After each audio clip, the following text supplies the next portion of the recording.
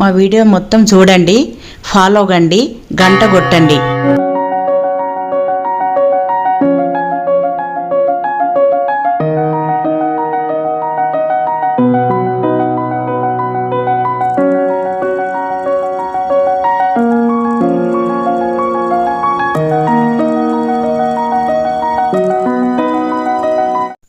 Good morning guys. ఇప్పుడు మేము మా హోటల్ నుంచి హొయసలేశ్వర టెంపుల్ స్టార్ట్ అవుతున్నాం. ఇతను మా గైడ్ షరీఫ్. ఇతనితో ఇప్పుడు మేము టెంపుల్ మొత్తం ఎక్స్ప్లోర్ చేస్తాం. అండ్ టెంపుల్ యొక్క మెయిన్ హైలైట్స్ ఇప్పుడు నేను నా వీడియోలో ఎక్స్ప్లెయిన్ చేస్తాను, చూడండి. టెంపుల్ వచ్చేసి చిక్మంగళూరు నుండి exactly 35 kilometres, 1 hour journey. And మన గైడ్ ఛార్జెస్ వచ్చేసి 1000 rupees. And yearly around 15 to 20 lakhs people ఈ టెంపుల్ని విజిట్ చేశారని మన గైడ్ అయితే ఇప్పుడే చెప్పిండు. చూద్దాం లోపలికి వెళ్ళి. ఈ టెంపుల్ వచ్చేసి హల్బీడు టౌన్లో ఉంటుంది. అయితే ఈ హల్బీడికి ముందు ఇంకో పేరు ఉండేది, ద్వార సముద్ర. ద్వార అంటే ఎంట్రీ, సముద్ర అంటే ఎదురుగా ఒక చిన్న రివర్ ఫ్లో అవుతుంటుంది, అందుకే ఆ పేరు వచ్చిండే. అయితే ద్వార సముద్ర అని ఉన్న పేరు హల్బీడుగా ఎందుకు మారిందంటే అప్పట్లో అలదీన్ ఖిల్జీ ఒక కమాండర్ మాలిక్ కఫూర్ ఈ రాజ్యాంగం గురించి, ఈ సంపద గురించి తెలుసుకొని షాక్ అయ్యి అటాక్ చేయడానికి వచ్చేస్తాడు. అప్పుడు ఈ నగరం మొత్తం డ్యామేజ్ చేసి ఇక్కడ ఉన్న సంపద మొత్తం 10,000 గుర్రాలలో తీసుకొని వెళ్తాడు. అట్లా శిథిలాలో ఉన్న నగరాన్నే ఓల్డ్ కన్నడలో హలబీడు అని అంటారు.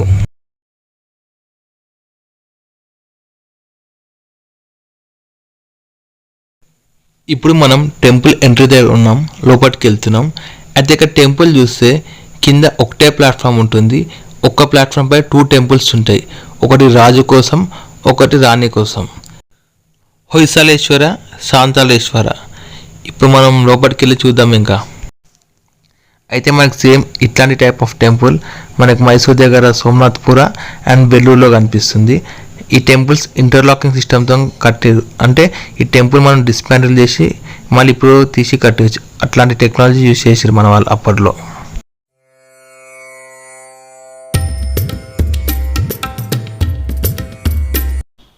ఇప్పుడు ఇక్కడ లెఫ్ట్ సైడ్కి చూస్తే వినాయకుడు ఉంటాడు, రైట్ సైడ్కి చూస్తే ఈ హొయసాల రాజ్యం యొక్క ఎంబలం ఉంటుంది. దాని వెనకాల ఒక ఇంట్రెస్టింగ్ స్టోరీ ఉంటుంది. అప్పట్లో ఫారెస్ట్లో ట్రైనింగ్ అవుతుంటే ఒక లయన్ సడన్గా లోపలికి వచ్చేస్తుంది. అప్పుడు ఆ టీచర్ ఒక స్టూడెంట్కి చెప్తుంది, పోయి ఆ లయన్ని చంపేమని ఒక కత్తి ఇస్తుంది. ఆ స్టూడెంట్ ఆ కత్తి పట్టుకొని వెళ్ళి ఆ లయన్ని అటాక్ చేసి చంపేస్తాడు. ఆయన పేరే సాలా, ఫస్ట్ కింగ్ ఈ హొయసల డైనాసిటీకి.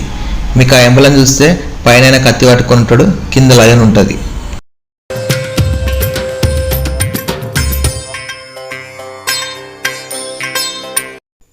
ఇక్కడ టెంపుల్ ఎంట్రన్స్ దగ్గర లెఫ్ట్ సైడ్లో చూస్తే ఒక పిల్లర్ కనిపిస్తుంది, ఇదే గరుడ పిల్లర్. ఇప్పుడు ఈ పిల్లర్ మీద చూస్తే కార్వింగ్స్ కేర్ఫుల్గా అబ్జర్వ్ చేస్తే ఇక్కడ హెడ్ ఇట్లా తీసేసుకున్నట్టు, కత్తితో పొడుచుకున్నట్టు కనిపిస్తుంది. అయితే ఎందుకు ఇట్లా ఉందంటే దీనికి ఒక స్టోరీ ఉంటుంది. అప్పట్లో ఈ రాజ్యానికి బలాల దేవ అనే ఒక రాజు ఉండేవాడు. అతనికి ఒక సీక్రెట్గా ఒక సెక్యూరిటీ గ్రూప్ ఉండేది. వాళ్ళందరూ రాజుకి చాలా నమ్మకస్తులు. ఒకరోజు రాజుకి హెల్త్ బాగాలేక చచ్చిపోతాడు. అప్పుడు వాళ్ళందరూ ఇంకా మేమెందుకు బ్రతకడం, రాజే లేడని చెప్పేసి వాళ్ళ కత్తులతోటి వాళ్ళ తలకాయలంతా నరుక్కొని సెల్ఫ్గా చచ్చిపోతారు. దాని కింద చూస్తే టెంపుల్ యొక్క పూర్తి డీటెయిల్స్ సంస్కృతిలో చెక్కబడి ఉంది. కింద చూస్తే మీకు కనిపిస్తుంది.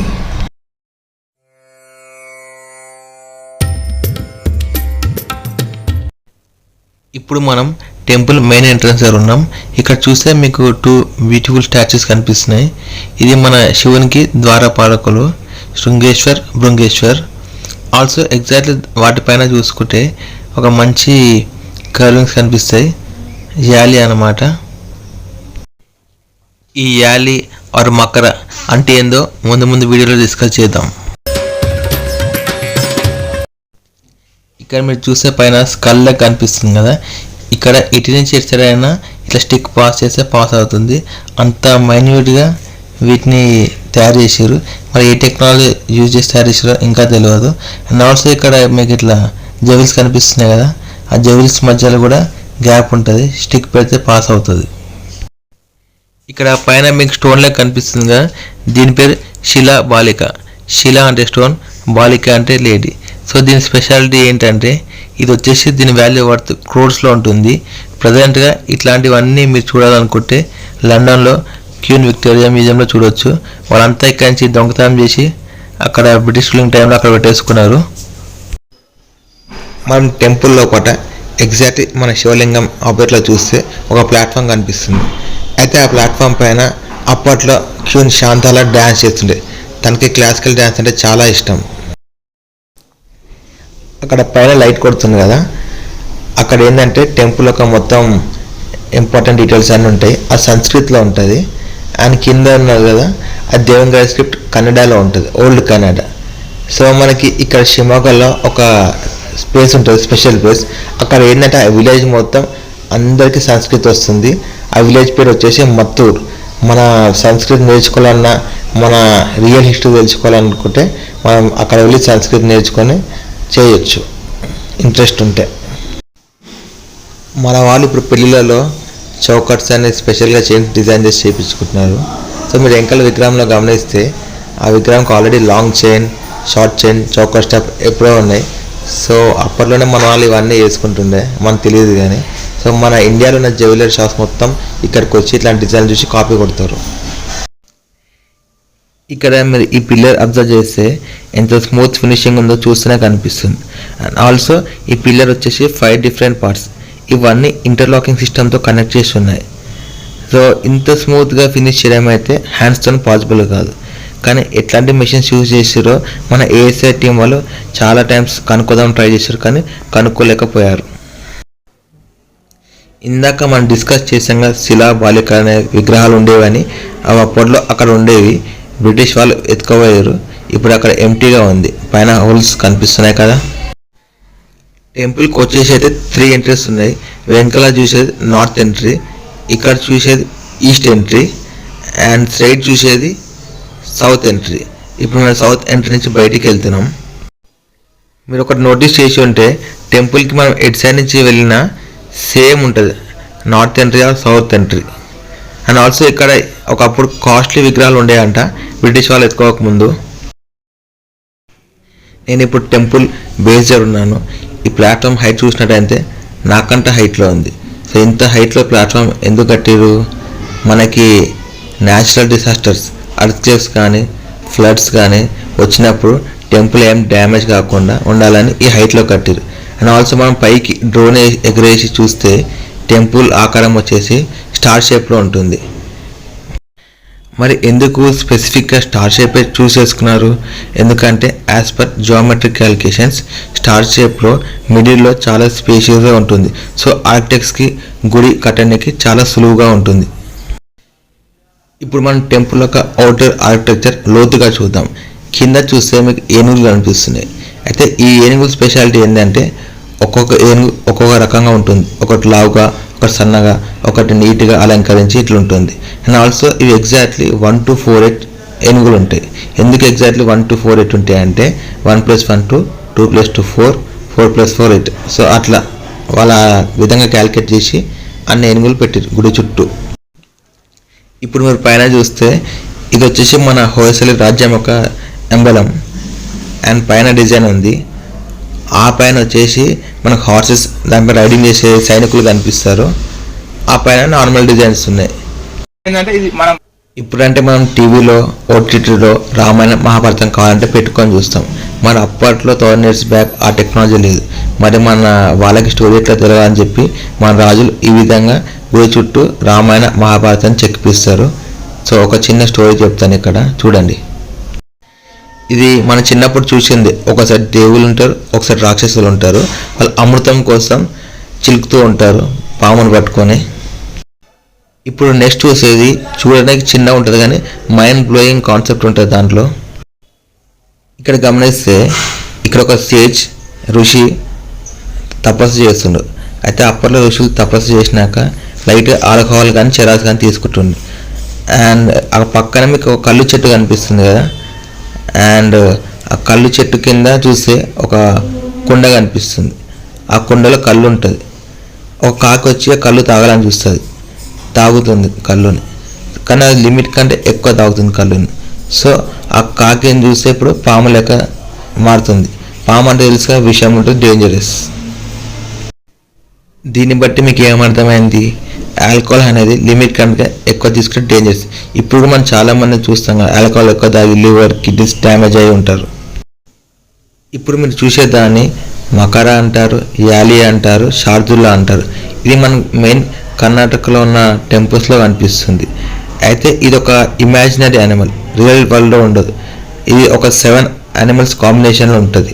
ఇప్పుడు మీరు గమనిస్తే దీని హెడ్ వచ్చేసి క్రొకడైల్ అంటే క్రొకడైల్ పట్టు, ఐస్ వచ్చేసి మంకీ ఐస్ షార్ప్నెస్, ఇయర్స్ వచ్చేసి కౌ ఇయర్స్ అలర్ట్గా ఉంటాయి, లెగ్స్ వచ్చేసి మన లయన్వి పంజా, బాడీ వచ్చేసి పిక్ లాగా ఉంటుంది డైజెషన్కి, అండ్ వెంకల మీకు ఫెదర్ చూస్తే పికాక్ బ్యూటీ. ఇవన్నీ కలగలిగిన ఒక మంచి రాజ్యమాత అని చెప్పడానికి ఈ విధంగా సింబాలిక్గా చెప్తారు. ఇప్పుడు ఇక్కడ చూసారు కదా, ఇది కొంచెం ఎంటీగా ఉంది. మరి మన వాళ్ళు కట్టడం ఏమైనా మిస్ చేశారా? కాదు. ఇది ఎందుకు వదిలారంటే రాబోయే తరాలు అంటే మనం ఎలా కడతారో టెంపుల్ని ఇంకెట్లా డెవలప్ చేస్తారో చూద్దామని వదిలేశారు. కానీ ఇప్పటివరకు మనం ఏమి డెవలప్ చేయలేకపోయినాం. ఎందుకంటే ఆ టెక్నాలజీ వాళ్ళ స్కిల్కి మనం మ్యాచ్ కాలేము.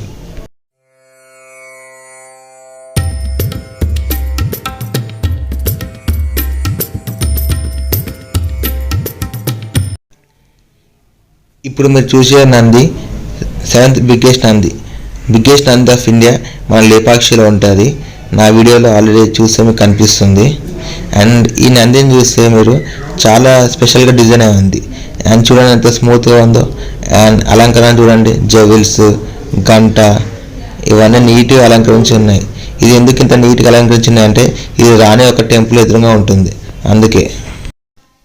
ఆ వెనుక కనిపించే నంది రాజు టెంపుల్ ఎదురుగా ఉంటుంది. అది 6th బిగ్గెస్ట్ నంది ఇండియాలో, కానీ అది దీని అంత డెకరేట్ అయి ఉండదు. ఇప్పటివరకు మనం చాలా బ్యూటిఫుల్ కర్వింగ్స్ చూసినాం టెంపుల్ పైన. మరి అసలు ఎట్లా చేసిర్రు, ఏ విధంగా చేసిరో ఇప్పుడు చూద్దాం. ఇప్పుడు వెనకాల మీకు ఈ రాక్ కనిపిస్తుంది కదా ప్లేన్గా. యాక్చువల్లీ ఈ రాక్ వచ్చేసి వాళ్ళు చేసేటప్పుడు చాలా మెత్తగా ఉంటుంది. అంటే మన సబ్బు ఎంత మెత్తగా ఉంటుంది అంత మెత్తగా ఉన్నప్పుడు ఫస్ట్ ఈ విధంగా లైన్స్ గీసుకుంటుండే. ఏ విగ్రహాన్ని మనం చెక్కాలనేది ఆ లైన్ గీసుకున్న తర్వాత వాళ్ళు ఫైనల్ అవుట్పుట్ వచ్చేసి ఈ విధంగా ఉంటుంది. అండ్ ఇట్లా చేయడానికి కొన్ని సంవత్సరాలు పడుతుంది. ఈ టెంపుల్ కట్టడానికైతే 100 years పట్టింది. సో అంత కష్టం ఉంటుంది ఈ టెంపుల్ కన్స్ట్రక్షన్ వెనకాల. మన బ్రిటిష్ వాళ్ళు లేదంటే ముస్లిం రూలర్స్ వచ్చి ఈజీగా టెంపుల్ కూలగొట్టేసి పోతారు. ఎందుకంటే వాళ్ళు ఇట్లాంటి మాస్టర్ పీసెస్ వాళ్ళ లైఫ్లో కట్టలేరు. ఇది మహాభారతంలో పారిజాతం గురించి గొడవైన స్టోరీ. ఇది కృష్ణుడు, ఇటు సైడ్ రుక్మిణి, అటు సైడ్ సత్యభామ. ఒకరోజు సత్యభామ ఏమో పారిజాతం చెట్టు నడుతుంది, రుక్మిణి ఏమో పారిజాతం ఒక ఫ్లవర్స్ని తెమ్మని అడుగుతుంది. మరి ఆ పారిజాతం అనేది ఇక్కడ ఉంటుందా? ఇంద్రుని తోటలో ఉంటుంది. సో కృష్ణుడు వెళ్ళి ఇంద్రుని దగ్గరికి వెళ్ళి ఫైట్ చేసి తీసుకొస్తాడు. ఏనుగు పైన ఫైటింగ్ చేస్తాడు ఇంద్రుడు.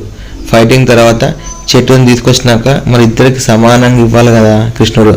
అప్పుడు కృష్ణుడు తెలివిగా ఏం చేస్తాడంటే చెట్టుని భూమి మీద నాటుతాడు. నాటితే ఎట్లా పెరుగుతుందంటే చెట్టు ఏమో మన సత్యభామ సైడ్ ఉంటుంది, అది పైకి వచ్చినాక బ్రాంచెస్ వచ్చి ఫ్లవర్స్ వచ్చేసి రుక్మిణి ఒక సైడ్ తోటలో పడుతుంది. సో ఆ విధంగా ఇద్దరికి ఆ చెట్టు వాళ్ళు అనుకున్న విధంగా షేర్ చేస్తాడు. అది స్టోరీ. ఇక్కడ చూసినట్టయితే ఇవంతా న్యాచురల్గా డ్యామేజ్ అయిపోతున్నాయి.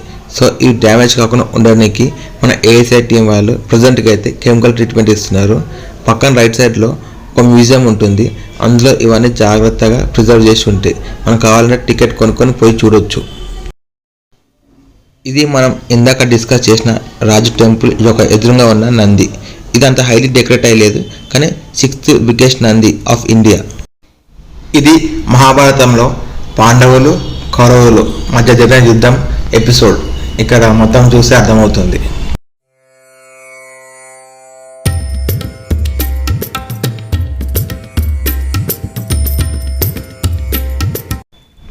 పైన రైట్ సైడ్లో చూస్తారు కదా వినాయకుడు.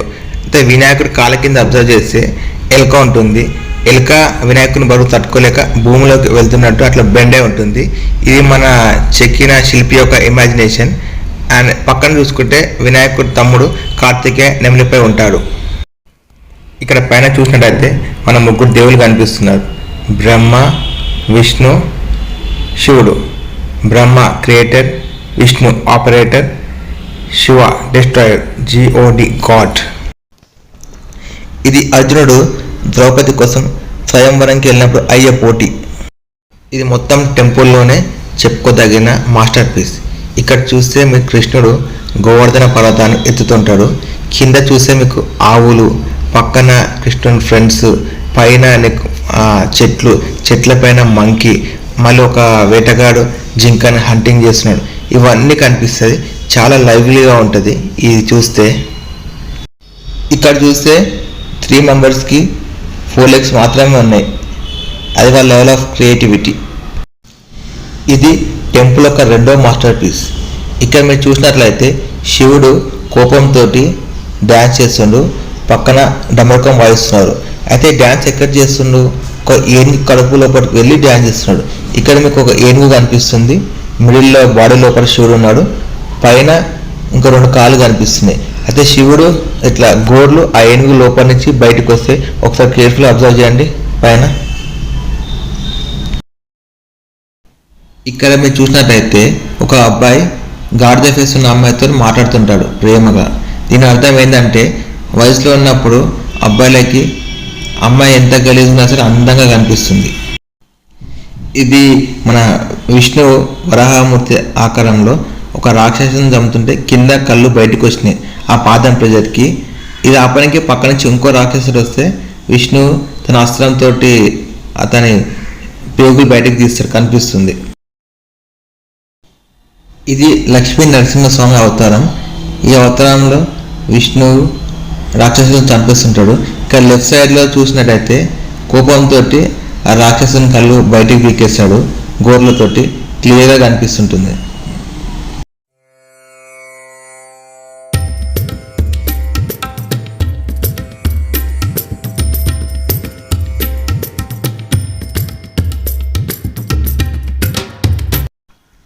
అది మా హోటల్ ఎగ్జాక్ట్లీ టెంపుల్ ఆపోజిట్లోనే ఉంది, జస్ట్ వాకబుల్ డిస్టెన్స్.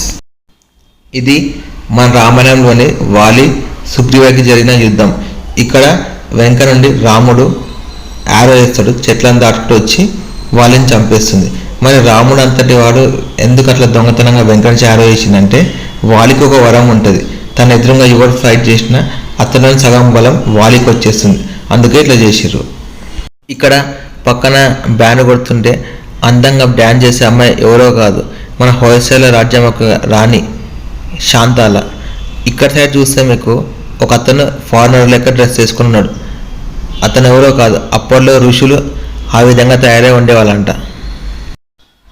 ఇక్కడ చూసినట్టయితే ఒక కోతి ఆ అమ్మాయి శారీ పట్టుకుంటుంది. ఆ కోతిని కొట్టడానికి అమ్మాయి పైన చెట్టు నుండి ఒక కొమ్మని దింపుతుంది. ఆల్సో అమ్మాయి కాలు కింద చూస్తే హీల్స్ వేసుకున్నది, అప్పట్లోనే హీల్స్ వేసుకుంటున్న అమ్మాయిలు. ఇది మహాభారతంలోని పద్మ వ్యూహం స్టోరీ. ఇక్కడ అభిమన్యు లోపల చిక్కుగా పోయి చచ్చిపోతాడు. ఎందుకంటే అభిమన్యుకి ఓన్లీ వెళ్ళడం మాత్రం తెలుసు, రావడం తెలియదు.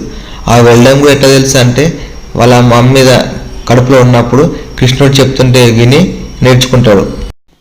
ఇక్కడ కనిపించేది భీముడు. యుద్ధంలో భీముడు ఏనుగులను పట్టుకొని ఎత్తేసి వెనకాల పడేస్తున్నాడు. ఇక్కడ చూస్తే వెనకాల మొత్తం ఏనుగులు కుప్పలు కుప్పలుగా పడి ఉన్నాయి. ఇవన్నీ భీముడే మొత్తం చేసింది. అప్పట్లో భీముని బలం ఆ విధంగా ఉండేది. ఇటు సైడ్ చూస్తే ఇప్పుడు ఇక్కడ చూసినట్టయితే ఒక పర్సన్ టెలిస్కోప్ పట్టుకొని చూసినట్టు కనిపిస్తుంది. మనం బుక్స్లో ఏం చదువుకున్నాం, ఎవడో ఫారినర్ కనిపెట్టిండు 100 years బ్యాక్ అని చదువుకున్నాం. కానీ 1000 years బ్యాకే మన టెంపుల్ పైన ఇది ఉంది. అది మళ్ళీ ఇక్కడ రైట్ సైడ్ చూస్తే అన్ని మిసైల్స్ లెక్క కనిపిస్తున్నాయి కదా. అప్పట్లో యుద్ధంలో మన వాళ్ళు మేబీ మిసైల్స్ ఇట్లాంటివి యూజ్ చేసి ఉండొచ్చు. ఇటు చూడండి క్లోజ్గా. అండ్ ఇక్కడ మనం చూస్తే వీళ్ళ హెడ్కి హెల్మెట్స్ అండ్ ఒక డ్రెస్సింగ్ స్టైల్ ఉంది. ఇది ఎట్లుందంటే సేమ్ మనం ఇప్పుడు ఆస్ట్రోనాట్స్ పైకి వెళ్ళేటప్పుడు మనం ఎట్లా వేసుకుంటారో అట్లనే ఉంది. ఇటు చూస్తే ఈ వినాయకుడు స్పెషల్ వినాయకుడు. ఎందుకంటే మనం జనరల్గా ఇంట్లో ఎట్లా చూస్తాం, వినాయకుని తొండం రైట్ సైడ్కి ఉంటుంది, కానీ ఇక్కడ లెఫ్ట్ సైడ్కి ఉంది.